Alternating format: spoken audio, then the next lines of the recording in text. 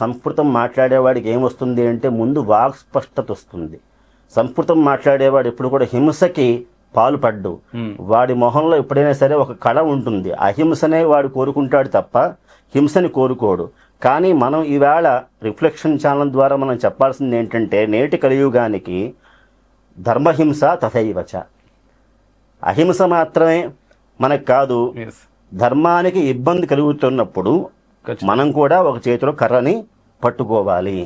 ఎంత గోమాత అయినా పైన భగవంతుడు కొమ్ములు ఇచ్చాడు, ఎవడైనా వస్తే కుమ్మడానికి. అలాగా ప్రతి జీవికి ఒక ఆయుధం ఇచ్చినట్టుగా మనకు కూడా అవసరాన్ని బట్టి ఒక కర్ర చేతిలో పట్టుకోవాలి. అప్పుడే వచ్చేవాడు మురిగేవాడు కొంచెం దూరంగా ఆగుతాడు.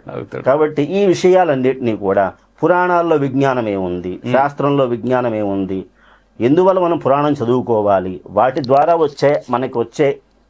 బయటకు వచ్చే అవుట్పుట్ ఏమిటి, ఇదంతా కూడా మనం ఎప్పుడు చెప్పాలి పిల్లలకి అంటే వాళ్ళ బాల్య దశలోనే వాళ్ళకి చెప్పాలి.